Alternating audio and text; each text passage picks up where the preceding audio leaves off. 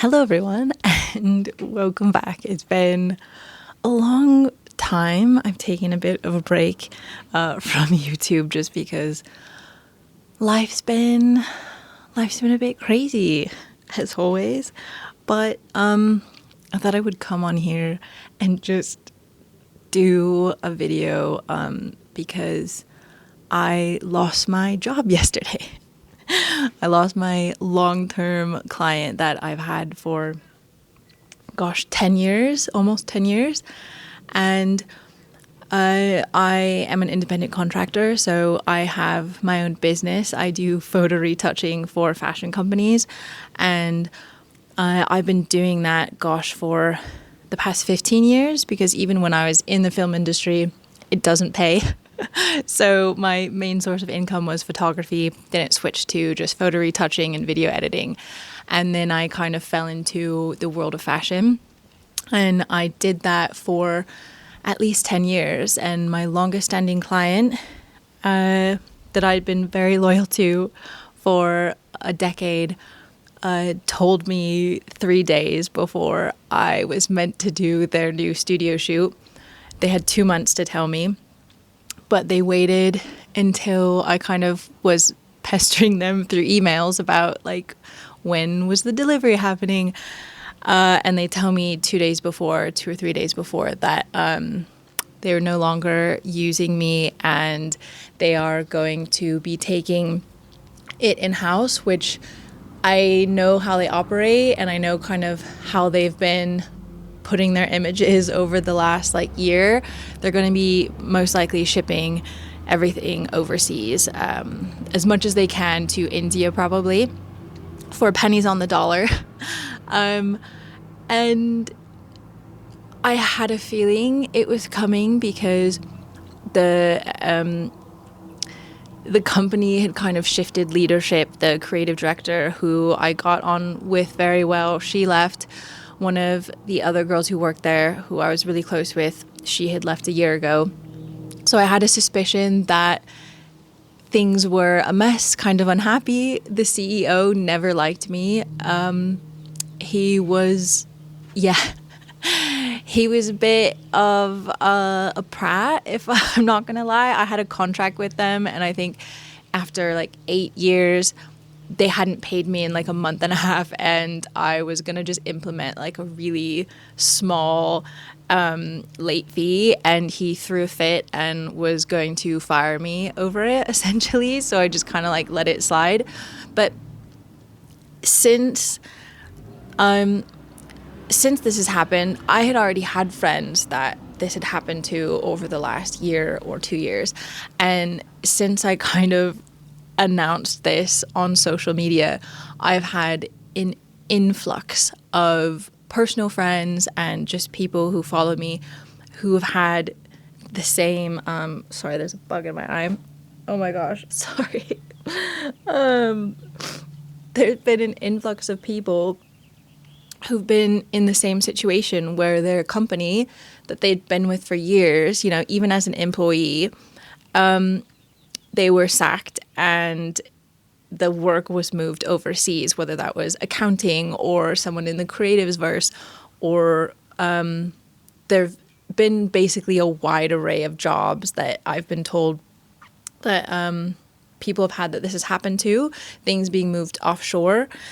And it's sad. It's just so unprofessional. It's sad. It's heartbreaking. And as someone who has lived in the US and lived in Europe and lived in the UK, as much as Europe, for example, gets a lot of flack for not being business friendly, I thought that this brought up a really important topic on the fact that America is the land of opportunity. It is. It's very business friendly, but it's business friendly for a reason. It's business friendly because the rules set in place to protect just the average worker, the average employee, is very minimal compared to a lot of countries in Europe, where companies are not allowed to just fire employees en masse and hire cheap labor overseas. They can with a few positions, but en masse it is not allowed. So they have more stringent laws set in place to protect jobs, to protect people in that specific country.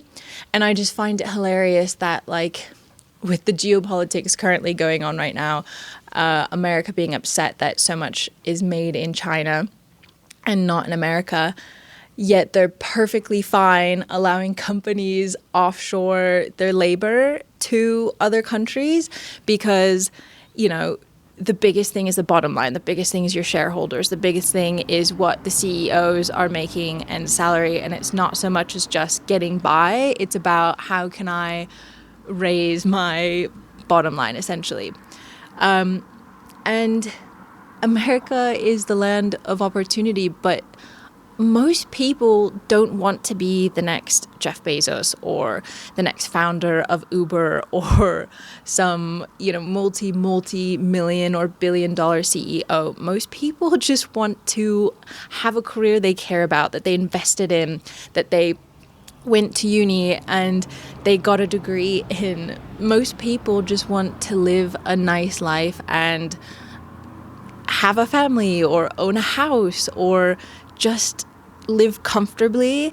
And I've just noticed, living between the two continents, that Europe in general is very focused around the individual as a collective and everyone just living a nice and comfortable life, where in America it's very much you're on your own and you work until you die and no one's going to be there to kind of help you or pick up the pieces.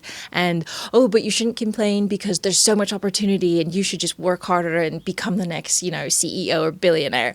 But a lot of people aren't cut out to be that. And most CEOs of large companies, they're sociopaths. Like, I'm sorry, but statistically, like, you kind of have to be in order to get to that position. Not all, but a large majority of them are.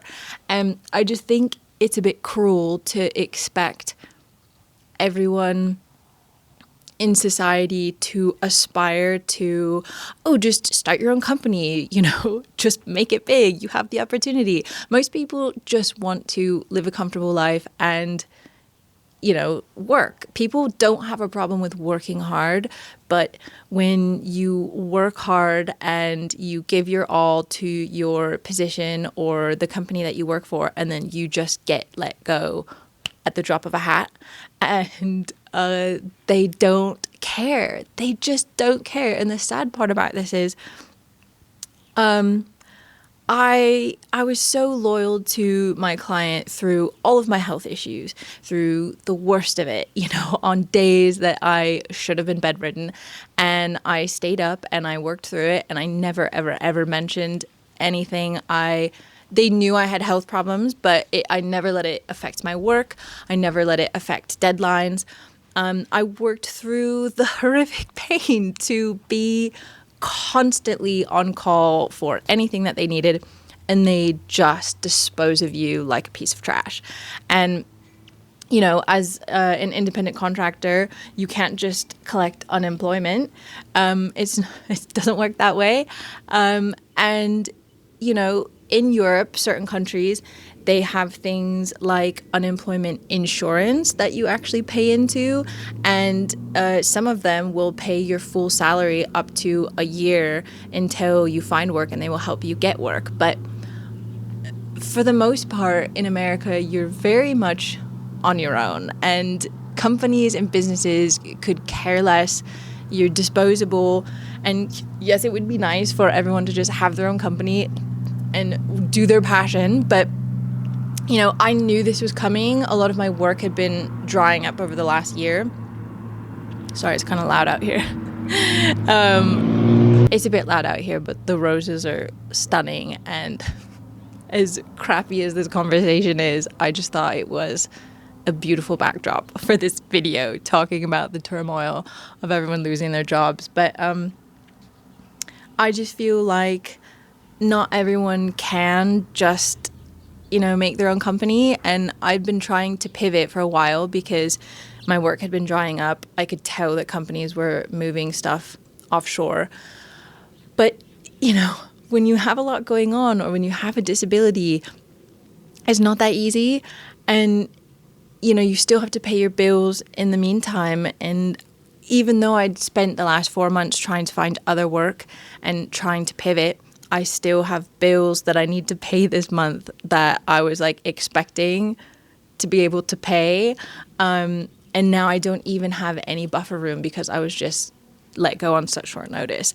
And it's cruel and unprofessional, and it just makes me disappointed. It makes me so disappointed in this country because I've seen how it can be. I've seen how people can care a little bit more about just the everyday person, and where you're not completely just, left out in the wind.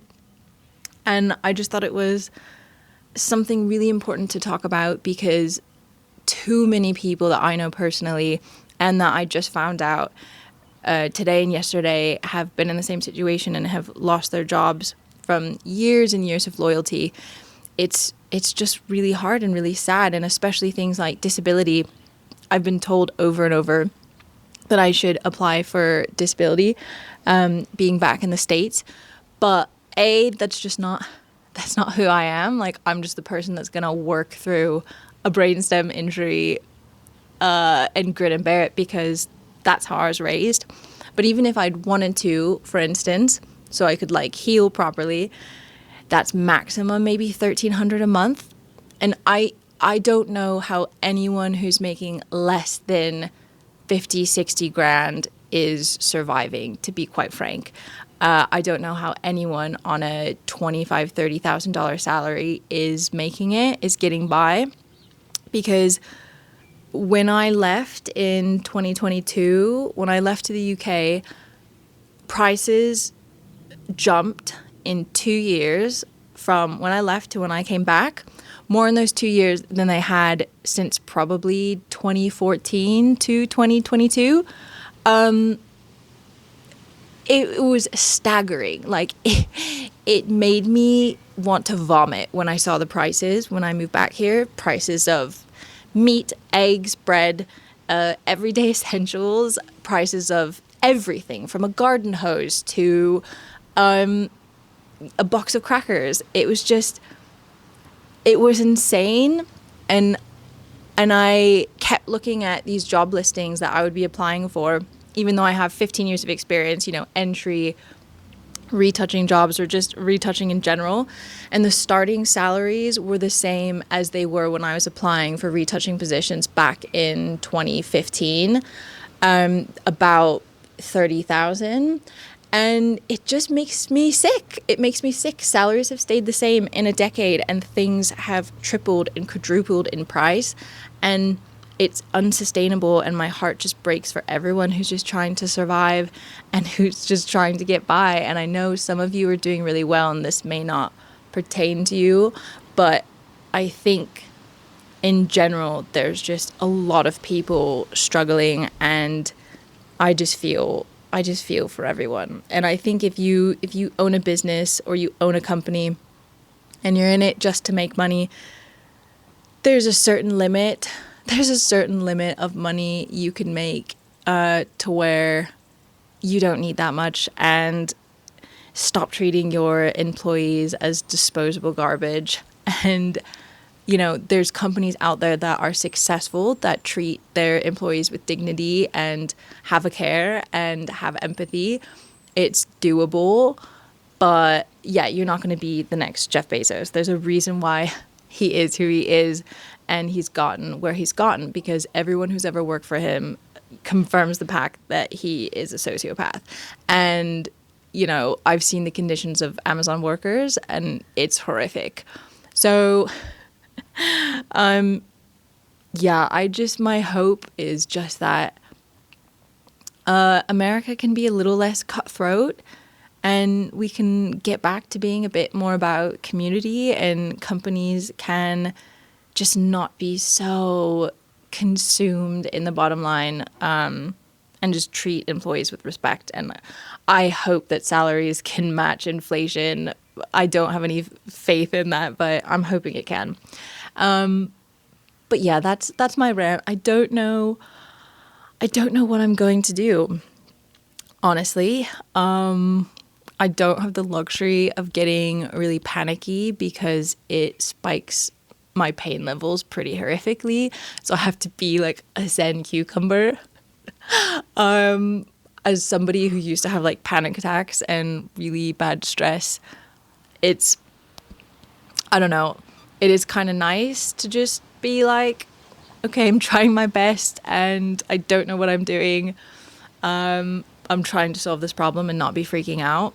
It's very analytical. But yeah, I don't know what I'm going to do. If you want to support me, please subscribe to my YouTube. It really means a lot because if I can continue to work from home, because I'm very limited on what I can do because of my disability.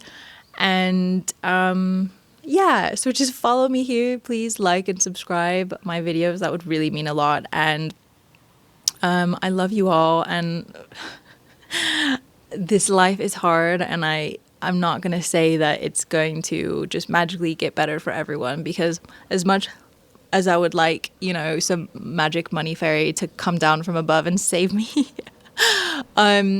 we have to save ourselves at this point, and I'm trying my best. I don't know what the future looks like, but I'm staying rational because I have to.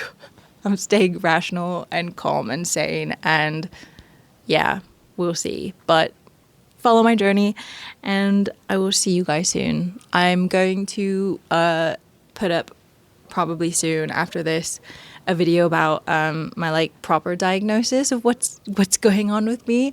I know some of you are following me because of that, because of my health journey, but I'll make a video about that soon, kind of discussing my like final diagnosis of everything.